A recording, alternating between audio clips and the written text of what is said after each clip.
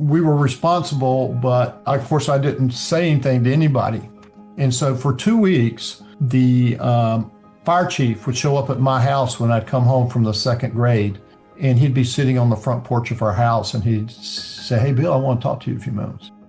Welcome to the PM Podcast, brought to you by Evertrue, the show that takes you inside the lives of thought leaders, innovators, and changemakers in fundraising, philanthropy, and civil society. I'm your host, Jay Frost. My guest today is Bill Crouch, founder and CEO of BrightDot, nationally recognized fundraising strategist, speaker, author, and former college president. For more than 40 years, Bill has worked in higher education leadership, philanthropy, and nonprofit advancement. He began his fundraising career at Gardner-Webb University, Baptist Children's Homes of North Carolina, and Carson-Newman University, before serving for 22 years as president of Georgetown College, retiring from the presidency in 2013. He then joined Jerold Panas, Linzy Partners, as senior managing partner. And in 2015, he left the firm to found BrightDot, where he helps organizations strengthen donor relationships and build cultures of generosity. Bill earned his bachelor's degree from Wake Forest and master's and doctoral degrees from Southeastern Baptist Theological Seminary. A former trustee and honorary fellow of Regent's Park College, Oxford, he is also the author of Start with Heart and his new book, Mattership.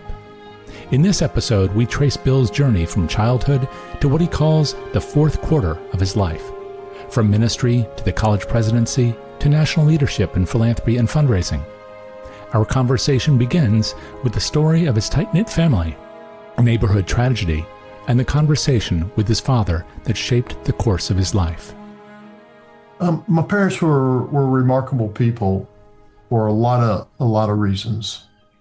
My mother was a virtuoso pianist, an artist, a dancer, and my father was the son of a Southern Baptist minister who never danced, I'm sure never picked up a paintbrush or any of that. But they fell in love in high school.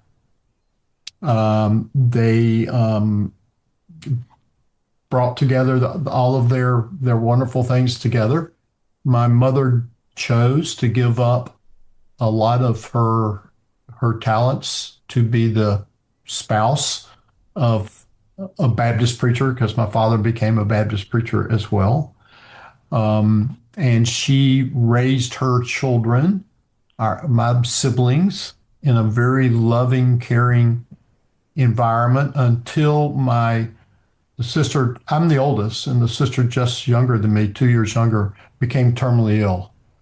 And it was a tremendous change for our family, where my mother became a caregiver a lot of time. I remember my father sitting us down there in a room, my brother and my other sister, and saying to me, I want to promise you kids something.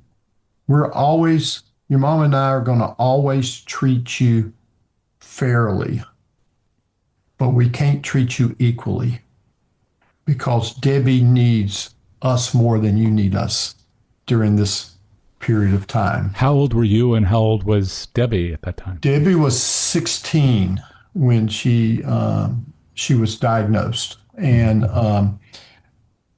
she ended up having to have 8 brain surgeries. They had to remove the right side of her skull, and she was in hospitals for months and months, and then she developed multiple sclerosis, and then she developed epilepsy. And it was very, very traumatic, especially for my younger siblings, because I was getting ready to go off to college. They were still in the home. And Deb sometimes would be in Houston, Texas for a year, and my mother would be down there with her. And you were living at the time, where was your family? We were in Charlotte. In Charlotte. And I had just gone off to college, and it was, and my sister had grand mal seizures, which were very flailing. You know, grand mal seizures were like running a marathon in terms of the energy it took. and their biggest challenge was her swallowing her tongue. So all over around her bedroom, there were tongue blades, and we had all been trained to get to her and get that blade in her mouth. So that, and then we ended up with broken bones, broken nose because of her flailing Mhm. arms.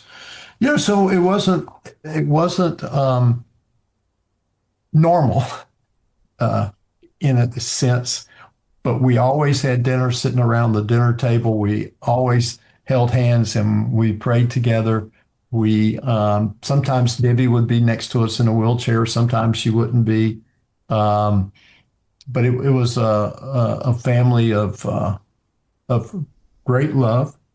My mother, looking back, my mother was robbed of a lot of her talents and abilities. Um, she once, when Debbie died, um, my mom began painting again. And it's really interesting now. All of the siblings, our house is full of my mother's artwork. But when she and my dad were alive, my dad was the one always getting the acclaim, getting everybody. He was a church of 3,000 members. Mhm. He had a lot of opportunities, etc. Mom was always at home, but now um, it's the symbols are all about my mother. Uh, but the great thing is, I grew up, Jay. The first 5 years, 6 years of my life was in Jackson, Mississippi during the 50s. And my dad was a pastor of a downtown Jackson church and an activist. And so I didn't know anything about except 4 bathrooms and 2 water fountains and all Mhm. of that in the early years of my life, which left a real impression on me being a caregiver. Um, um, my mother was a rescuer. Anybody she saw that needed anything, she was going to rescue them. Right? And you were very young living there, but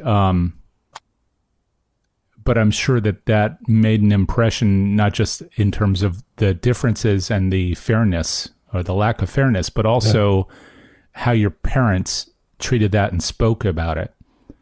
I remember, Jay, my dad on Easter Sunday always preached in a white suit. And I was 7 years old, and a black man entered the church on Easter Sunday, And this was a white church. I should. white church. Okay. And a group of deacons got him and threw him out the back door. Hmm. And my dad quit preaching and went out and cared for that gentleman who was bleeding and got blood all over his white suit. And I was standing there watching this. Mhm. And that's a memory I've carried with me all my life. Right. And I think it has a lot to do with who I am today and the careers that I've chosen, have always been in the helping fields. Mhm. Um, and, but that left an impact. Sometimes there are things that people do, and then sometimes there are things that people say, and then when they're merged, they're particularly powerful. So you were observing this from a young age. I know that made an impression. You just talked about that. Yeah. But did they also explain it? In other words, did they take the action and then say, kids, this is why we're doing it, the same way they sat down with you about Debbie? Yeah. So, not really. So, for instance, we had Mary, who was a black woman who was in our home 10 hours a day, Mhm. 7 days a week, or 6 days a week. I don't remember that exactly. Who helped prepare our food, who did our clothing and stuff like that. And Mary, we just thought of Mary as part of our family. A question I never asked my parents, and I've got a long list of questions I wish I'd asked mom and dad. But one of them would I like to know, how much did you pay Mary? How did Mary get to our house? How did, those type of questions. I wasn't I wasn't old enough. I wasn't mature enough. I wasn't to know those questions. But now they're just a part of that. So my parents during that period of time lived sort of in two different worlds. But that led my father to leave Mississippi and say, I got to get my family out of Mississippi. Hmm. And we ended up back in North Carolina. Was that very different? Yes. It certainly was for him. For me in Mississippi, I was in the second grade when we moved in a school of white kids. When I got to Winston-Salem, North Carolina, I was put in the second grade and it was a bunch of white kids, that were in my school. So I adapted pretty quickly and really didn't think about it, but I always thought in my mind I wanted to go to Ole Miss for some reason. And it might have had a lot to do with Archie Manning more than anything else. But there was always that curiosity to go back Yeah. and see what that was like. Now, I did go back in a lot of different ways, but not physically. well, and I'd love to get back to the going back, but before we get too far away from your parents, they fell in love in high school, but you described how different they were. What was the attraction? Well, my mother was very, very beautiful. So I know what my dad's attraction was. I've always wondered what his attraction was to dad, except, believe it or not, he was a football player. His dad was pastor of the large church in downtown. So there was some prestige, I guess, associated with that. And they my dad would say there was a heck of a lot of chemistry going on. But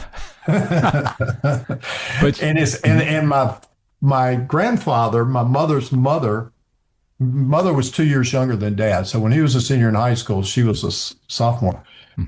My father-in-law told my dad, you cannot marry my daughter till she's 21 years old.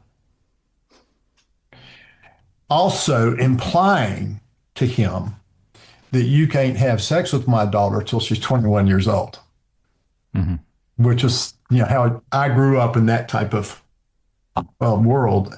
And so that was, my father's often described how hellish those 2 years were. They got married the day after my mother turned 21. Oh my. When you first said that, I was thinking about not about intimacy, but about education, because that's what comes to mind for me is you can't get married, you can't hitch your wagons until everybody's able to stand on their own. Was that a part of it too? Well, on both sides of my parents' family, education was a long, long road. I mean, there was no question that everybody's going to college. Right. So my grandfather had a doctor's degree. My mother's dad owned a major transportation company. So education, that was just assumed that was all going to happen. And it did. Did you have an image when you were growing up? This is before really everything that happened, I guess, with Debbie, of who you were going to be, because leaving then at a traumatic moment like that, I'm sure had an impact on you. But before I ask you what that impact was, to leave your family at a time like that, who did you imagine yourself to be as a child? Did you see that presence in your father, or was it in the players at Ole Miss, or what was it? Right. So I'm going to tell you something I've never told publicly before, but I think I feel free to do it, and it's part of my story. Also, when I was 7 years old, I was in Cub Scouts, and we were preparing to go on our first camping trip ever. And so the week before we were to go, we had a little mini experience out in the backyard of the church where we put up a tent and started a little fire and make sure we could do all that stuff. And so on the Wednesday before we were to go on this camping trip, I was out in my backyard shooting basketball, and one of the Cub Scout guys showed up in my backyard, and he said, "Hey, Bill, let's go practice what we learned this week." I said, "Okay, what was that?" He said, "Let's go see if we can start a fire and put it out." So he had a book of matches. Hmm. So we went over behind my neighbor's garage and we put together a lot of leaves and we set them on fire. And then we dug a hole. We put the leaves in the hole, got a water hose, watered them down, we dug up dirt and put on top of it. And there was no smoke, there was nothing, and we gave each other a high five and said, "Good job." Well, that night at church, because we were Baptist people who went to church on Wednesday nights, my dad was doing the devotional and somebody ran in the back door and said the Crouch's house is on fire. So everybody took off running. And when we got, because lived in a parsonage next to the church, and when we got there, it wasn't our house, it was my next door neighbor's garage. And he had just retired, and for retirement from RJ Reynolds, they gave him a brand new Cadillac. And he had decided that in retirement, he wanted to raise parakeets, and he had 500 parakeets in his garage. What? And all of them perished. And we and the whole church congregation stood and watched this happen. And of course, I knew that we were responsible, but of course, I didn't say anything to anybody.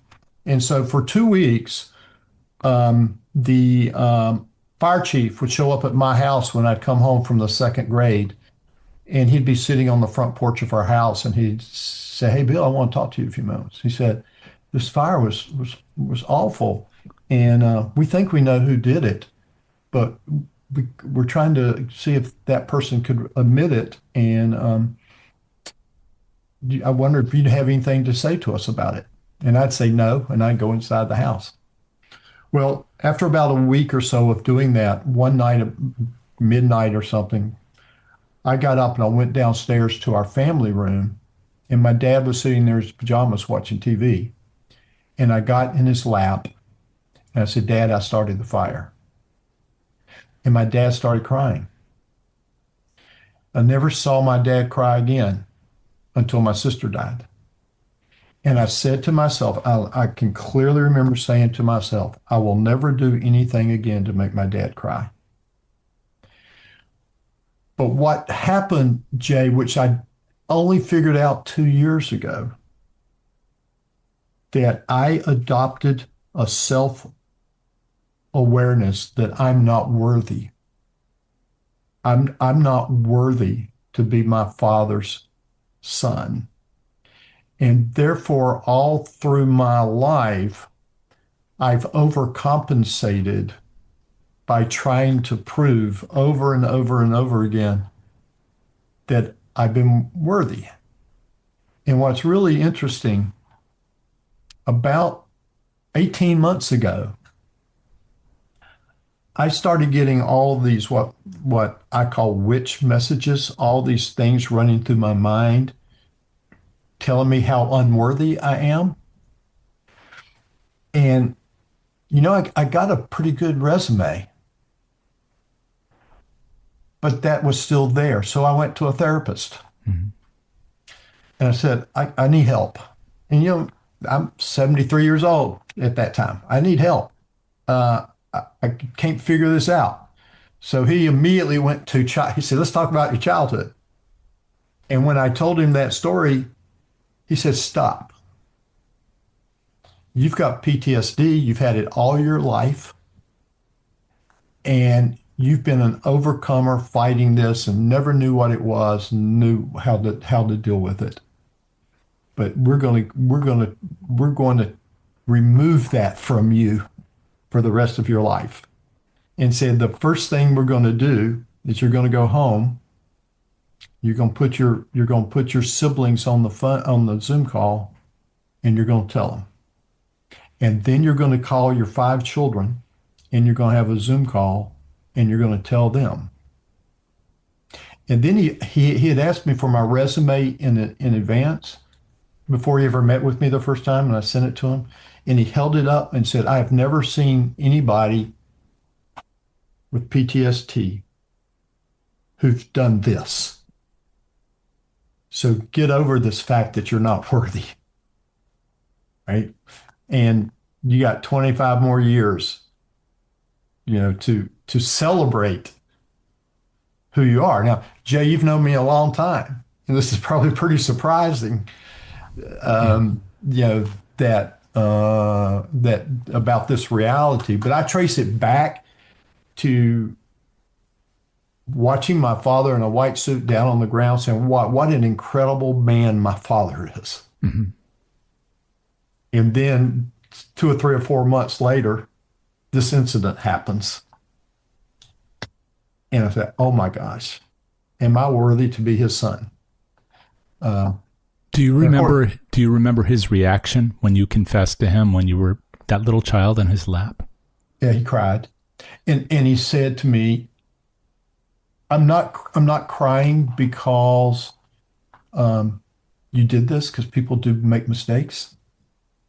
I'm crying because you lied to me for 2 weeks about your role in this. Right? And that was the conversation. It's interesting. I know my mother probably. Oh, let me tell you this piece of it. I got sentenced. I had to go to court along with the other young man, and we got sentenced for destroying public property.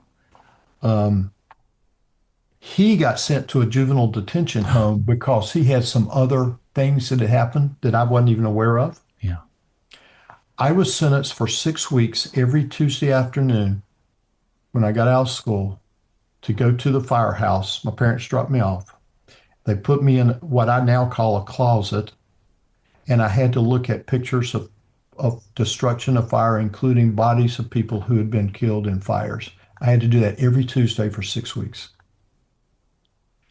And I can visualize sitting in that room. But my parents never got me counseling or anything. I'm sure my mother loved me and hugged me and put me to bed every night during that period of time. I'm sure my dad did things that were great. I just don't remember any of that happening. But I do remember being put in the closet, which of course would be totally illegal activity in today's world. What happened to your friend? I mean, he went to juvenile detention, and then what? Their family ended up leaving town, and I just don't know. I never knew whatever happened to him. Right. And so it was just an interesting, dramatic, and I've learned now that when children go through crisis as children, one of two things can happen. And my therapist shared this with me. You either become incredibly resilient or you become an addict and rely on alcohol, drugs to help get you through the pain that's inside you, right? And I adopted this theory that got confirmed for me along the way. I adopted this theory that I might not ever be the smartest person in the room. I might not be the most worthy person in the room, but nobody was ever going to outwork me. I was always going to work harder. And when I played college basketball, after one game, we the star of our team was injured. He couldn't play. I took his place. The other team didn't know who I was, so they didn't guard me the first half, and I scored 17 points. We went into the locker room, and our coach said, if everybody would hustle as much as Crouch does, we would never lose a game. Then he paused and said, it's just too bad he doesn't have any talent.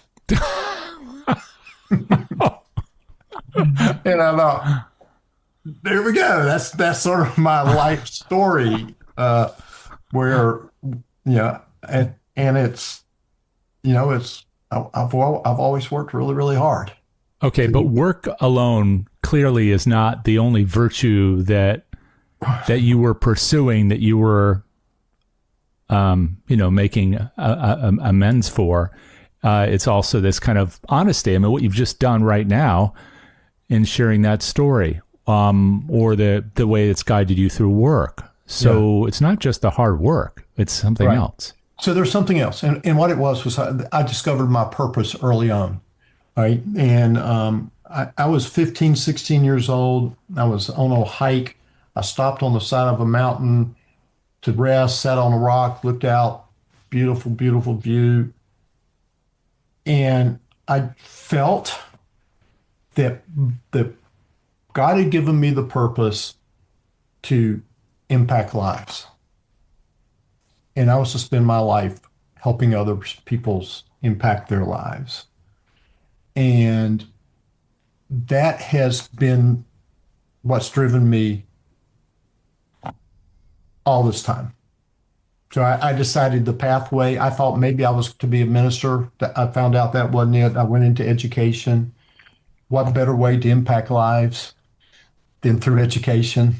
And didn't have a clue that it would be basically through the fundraising arm of that. I thought it might be a professor or something like that. But that's always been my driving force, is to impact lives, which that's why I'm still working. Right? And now you didn't describe it as a calling, but I've often heard people use that term. Did you think of it that way? Is it just not a term that you choose to use, or what? No, I thought it that way because I'd grown up in that environment, where we're going to let the Lord lead us. And I felt it as a very spiritual moment of, I didn't hear God's voice speaking from heaven, but I just had this feeling that was what was there. And one of the reasons I'm telling you the story that I just told you, that now I'm at this age, I think there's a lot of people who are hurting and are suffering, who are holding things inside. I call it a prison inside themselves, and the doors are open, but they don't know how to go through the doors.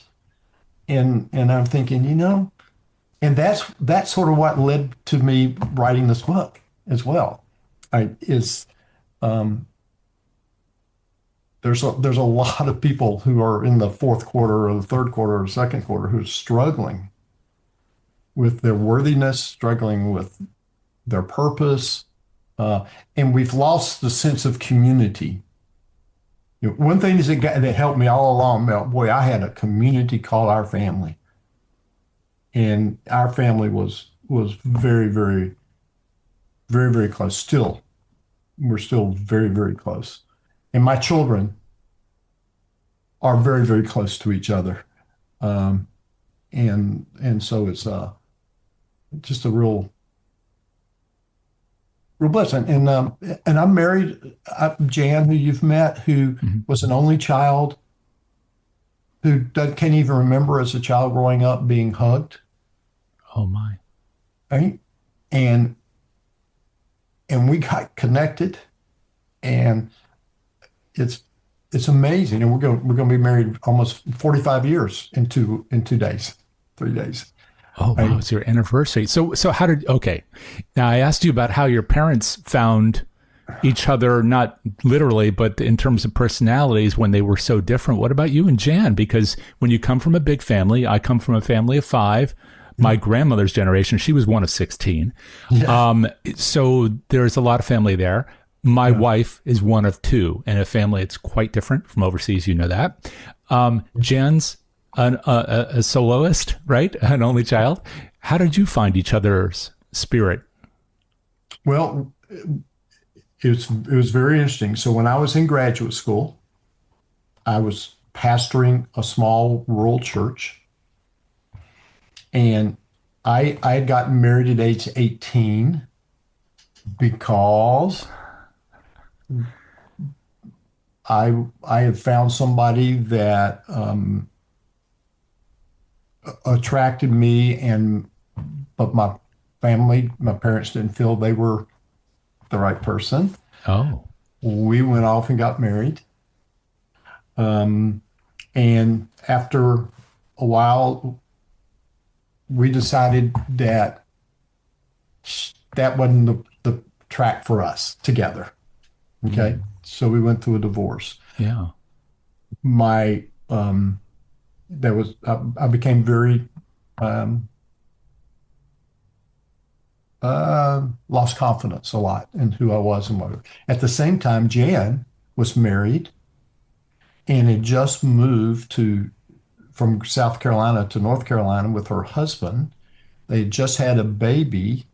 They joined a church that my father was the pastor of, and my mother was their Sunday school teacher. And her husband got killed in a car wreck hit by a drunk driver. Oh, And all of a sudden, she had this 2-month-old son. And when my parents would call me and say, "How you doing, Bill?" I'd say, "Well, I'm hurting." They said, "Get over it. Let me tell you what's happened to this young couple in our church." uh, So eventually, I drove to Charlotte to meet the young widow, and the rest is history. And I say oftentimes we both say that God took two tragedies and brought us together to do something beautiful with the rest of our lives. And we've produced a wonderful family, and and there were two tragic events that we got ourselves together. And well, it sounds like you were tested more than once as a very young person. I yeah, mean, you obviously as a child, you were tested in a yeah. pretty dramatic fashion. And There's one other thing I got to tell you, yes, because when I was in high school, in the 11th grade, um, I was an all-county basketball player. I was going to a new high school. We only had 400 students. I was a popular guy because I could dribble a ball and shoot it, and that type stuff. 1 week before my senior year, my father announces we're moving to Charlotte. So in the Charlotte, the high school, East Mecklenburg was the largest high school in the state, had 3,000 students. So I was a wow, top dog at a school of 400, going to a school of 3,000 where nobody would even know my name. My basketball coach at the small school asked my parents if I could live with him for my senior year. And they said, "No, you're going with us." yeah. And there was just another traumatic, I mean, it was a year from hell, Jay, when my senior year in high school. And it's just another one of these traumatic experiences that I went through. And there were people there. I could tell you two or three people who almost saved my life because they said to me, "You matter." So I had a Sunday school teacher, a gentleman who was 60 years old, who every other Tuesday called me up and he took me to Shoney's and let me get a hot fudge cake and just said, "How are you doing?" Right? And I thought, wow, he doesn't have to do that. But he said, "You matter, you matter." And it was always somewhere, all the way through my life, there's been somebody or someone who stepped up and said, "You matter." And that's what's kept me believing that God put me here for a purpose, and that life situations can happen, but that I still matter in this process. Now, when things like that happen to folks, those are opportunities. They're also risks because any people who present themselves to us can be virtuous or not. Yeah. But you have to have a certain amount of openness to be willing to go out for that piece of fudge cake. So what was it in your life, your family, your own character that let you be open to the people who then could tell you that you mattered? That's really interesting because I've never thought of it that way. But what I saw in both of my parents all my life were going to the underdogs and saying to them, "You matter." My mother would stop and pick up a homeless person and take them somewhere if she felt she could help them. My dad, as a pastor, spent a lot of time in people's homes who were going through crises. I remember him saying to me one time, he said, "Bill, every family," he said, from a ministerial perspective, every family will go through a crisis at least once every 7 years. So when you have a congregation of 3,000 people, somebody's going through a crisis every single day. And my dad would get up for meals. He would give up his Saturday golf games to go minister to people who were going through crisis. And he was saying to them, "You matter, you matter, you matter." And he didn't differentiate from the rich or the poor. Neither did my mom. And I remember when my dad died, this is interesting. When my dad died, one of the things he was so proud of during his 45 years as a minister is how many of the young people ended up becoming ministers. He saw that as a real passing of his ministry. When at his death, a lot of those guys showed up, guys and women, and they were coming through the line, and they would say to me over and over again, "Man, your dad really mattered to me."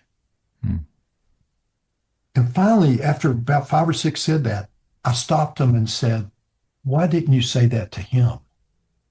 Because my dad died a lonely guy. He died when he retired and moved to a city where he didn't know anybody. He died because nobody asked him for help. He lost his purpose. He lost his sense of mattering and purpose. And one of the reasons I'm not going to do that is I'm not going to. I don't think that God's given me this purpose and say I can retire from it. I think it's a lifelong calling. I got one thing I'll show you real quickly. One of the things I love doing, and my kids love the most, and I'm getting ready to do this right now. Every week, I have 9 grandchildren, and every week I write a handwritten note to a different one. And my children call these Papa's Mattering notes, and they're keeping them for the kids to have. And for those who can't see it, you held up a card that on the front says "A note from Papa," and I guess the inside is the space for you to write about what matters. And it's got all 9 of their names on it. Right. And I circle the kid's name that I'm writing the note. Well, that has another interesting effect because it makes it personal to them. They can see their names in print, which is different from just writing it down once. Yeah. But it also puts them in a community on that card. Yes. Yes, we are. We're a very close community, and and our grandchildren now go from sophomores in college to 6 years old. Mm-hmm. And I was just with one of the college students, and as I was leaving her house, I hugged her, and she said, "I know, Papa, I matter to you." Mm-hmm. And so that's. I'll do that for as long as I live. My dad, interesting enough, every Tuesday that I was in college and graduate school, every Tuesday I'd get a handwritten note from my dad. And I've got them. And most of the time, it might be two sentences. Said, "Hey, we had a great Sunday at church. I hope you're doing okay." But I knew every Tuesday there was a letter in the mail. Occasionally, it put a $20 bill in it or something. You know, uh, but that's who my parents were. I So got to ask you, Bill.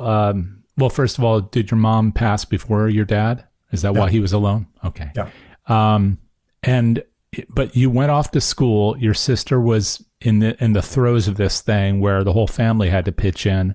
yeah. She must have passed, I guess, not long after, or what? Well, it was interesting, Jay. They doctors told us she would live to be 22, 23 years old. Mhm. She died at 50. Oh my gosh! But here's what's more important. Yeah. She sued the federal government because she was disabled, but she was very, very, very bright, and she wanted to work. But if she got a job, she would lose her Her insurance. benefits. So she sued the federal government. She had to testify at the Capitol. I and my dad took her to Washington, D.C. This was in 1967, 68, something like that. The Capitol was not handicapped accessible. Mhm. Ted Kennedy and Jesse Helms met us at the bottom of the staircase and carried her in her wheelchair up to the top of the stairs. The lawsuit, which was then called the Crouch-McKeithen Bill, became the ADA bill. My sister was named the International Woman of the Year by the JCs in a wheelchair dying because of what she had done. So there's some DNA there Yeah.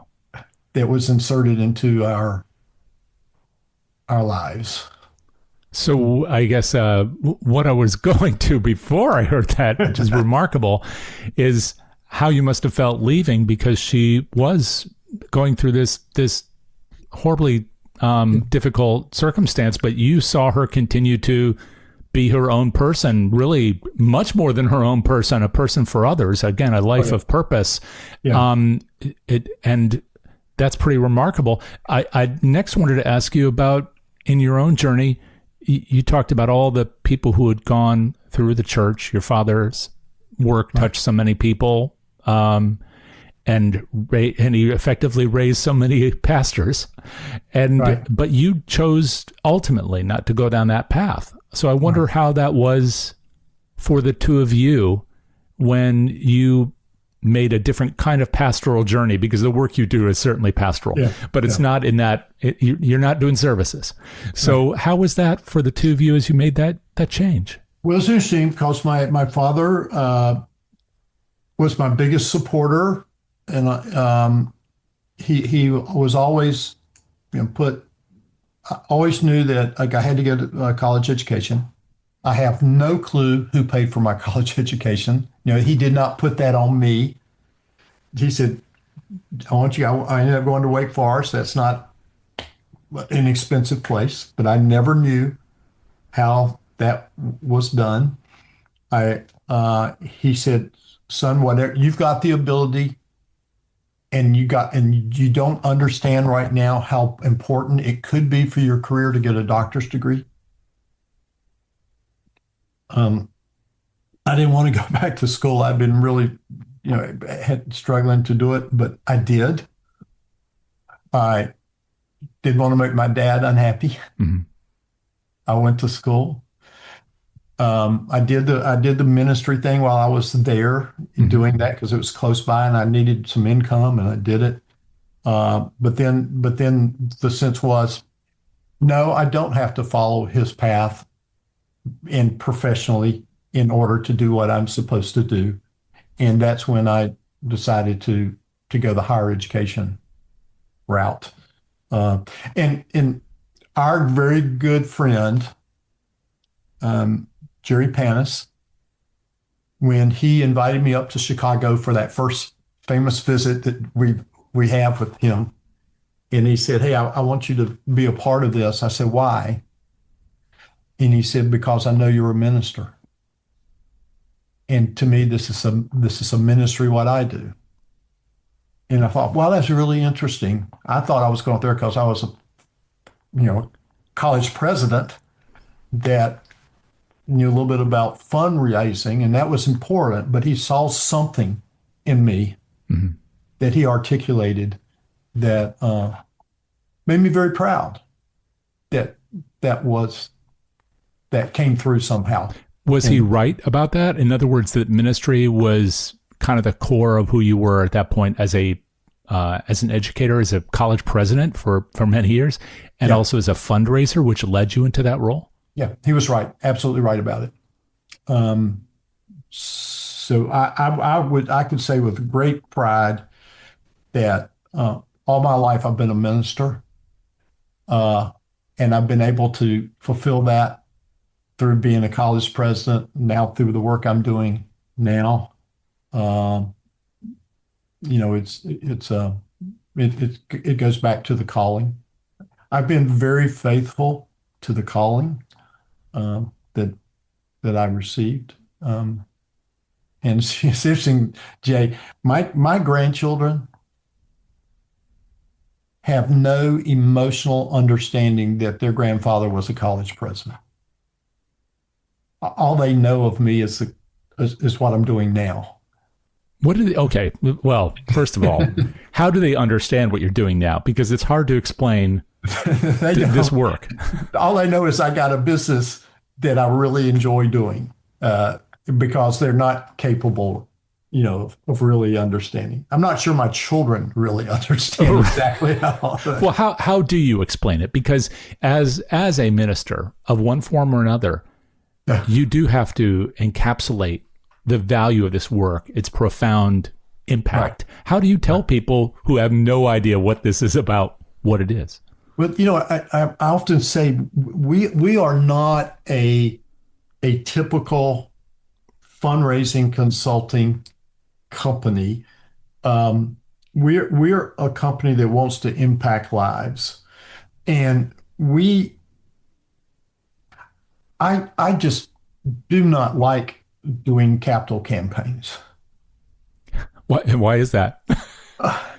It's too transactional. It's too bang, bang, bang, bang. It's all measured by dollars at the end. And so, but what I realized quickly after I got into my starting my own little company is that people will pay for capital campaigns, but they don't pay for you ministering to them. Right? All right. They used to, when we started talking about helping people with emotional intelligence, that's what we were going to do. People loved it, but they saw it as fluff. Well, that's great, but I don't need your help making our staff more emotional intelligent. I just need you to help them go raise more money.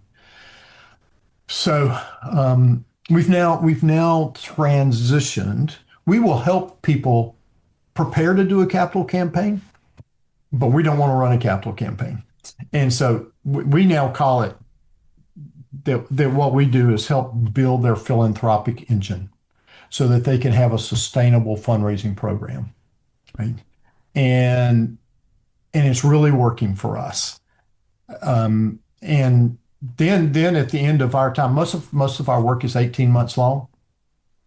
At the end of the 18 months, go hire a capital campaign company to take you from where you are to raise all the dollars that you need. The tactical plan and the sales force to get it done. But the emotional intelligence part, which is really where you started BrightDot when you were doing this initially, that's still the chief component, isn't it? I mean, because can you do any of this work really, not just effectively short term, but make it a part of the DNA of the organization and its relationship to all those who support us and the people we serve without understanding who you are in relation to them? Exactly. We just changed the word from emotional intelligence. We call it Mattership. So what? And I understand it's important to have a term that is a good fit for you, for the organization, for brand, all these things. Yeah. But why is it, do you think, that people have so much difficulty in investing in things that they ultimately describe as fluff when in fact they're central. I mean, it's sort of like saying, I don't tell me about the food, but if they don't eat, they die. I mean, so why is it that people have so much difficulty in dealing with these emotional matters?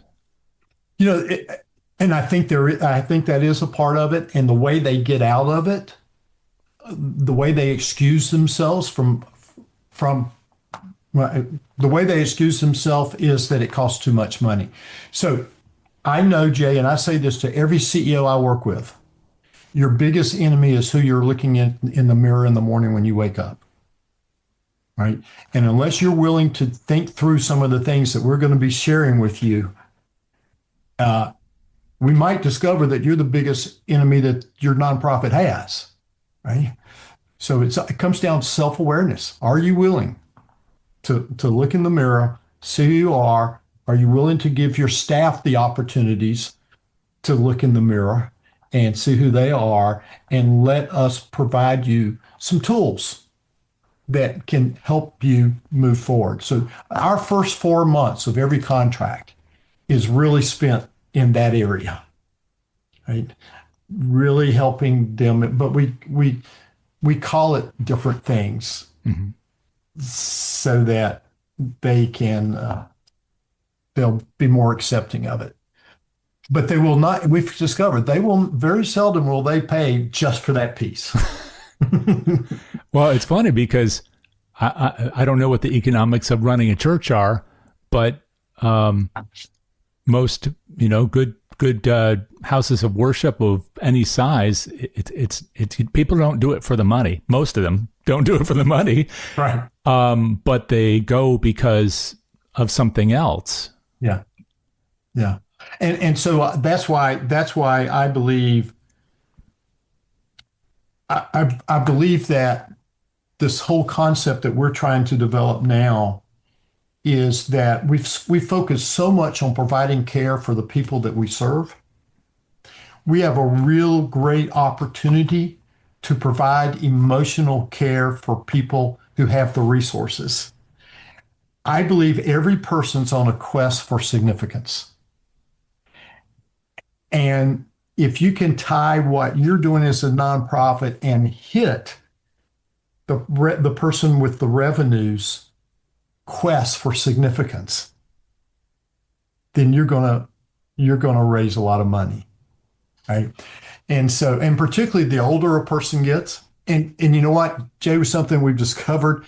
There's a lot of wealth with women over the age of 70, and a lot of them are sitting in senior living facilities, and they've been important people all their lives, and then they get to the senior living center and they wake up every day and somebody else in the center has died. They wake up every day and their grandchildren aren't calling them like they used to call them. Their own children rarely get to drop by unless they live within a block or so. And then all of a sudden they're beginning to feel unseen, unheard, unvalued. And there's the opportunity to reach out and say, hey, you are of value. And that's why we've adopted this thing called the ethical will, where we go in and ask women to write their ethical wills, and then share them with the nonprofit community, and they gives them a sense of value and worth again, and all that kind of stuff. So I learned this when I was doing some work in Bridgeport, Connecticut, and it was really difficult. In Bridgeport, Connecticut is a rare community that has the highest wealth of any county in America with the largest amount of poverty. I know it well. And we were hired to come in and help the poverty women who were pregnant be able to get prenatal care. And we couldn't get anybody wanting to help other than, United Way is doing stuff. But we discovered that the people living on the southwest side of that county who got up every morning and drove to the city, there's not even a Walmart in Bridgeport, Connecticut, because there's not enough money to support a Walmart, right? So we finally broke through and found one woman who got excited about what we were doing. She said, we were calling it Women in Philanthropy, helping women in poverty. She said, no, no, no, no. You need to call it Grandmothers That Give a Hoot. And go after the wealthy grandmothers' hearts who care about grandbabies. And it doesn't matter if they're black, white, or red.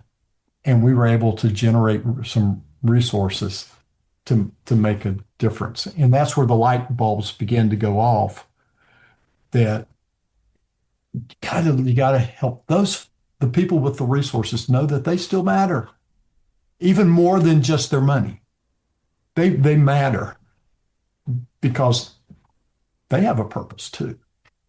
Anyway, so I get up every day, Jay, as excited today as I was when I was 39 years old and became a college president. And we're being successful as a we're still a little company just trying to help some folks along the way, and it's a joy. So, what is your quest for significance? To impact 100 million lives before I die, and I'll never know if I do it, but if I help one nonprofit who helps 500 people get better medical care, and they go out and impact 10 lives because they're living longer. It's just it's a ripple effect. Right? So if you'll never know if you reach the goal, is the point the quest and not actually the goalpost? Yeah. So let me show you something. I'm going to see if I can raise. My office is full of what I call triggers. And it's things that people have given to me because I impacted their lives. And all I have to do is turn around and look at the stories, and know that there are many, many stories I never hear. Right? I don't do much of Facebook, but when I do, and I see an alum who I signed the diploma, who's now doing incredible stuff, I give myself a thumbs up. I had a little bit to do with where that person is today. Right? Yeah. And Jan has been running the homeless ministry at our church for 11 years. That's where she's finding her value. The stories she tells me when she gets home from doing that are just incredible. And I imagine that the two of us are going to always find some way to be doing something beyond ourselves. And our children are following in our pathways.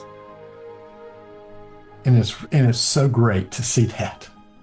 That's where the real joy comes. That's it for this episode of the PM Podcast. You can learn more about Bill Crouch and his work at thebrightdot.com.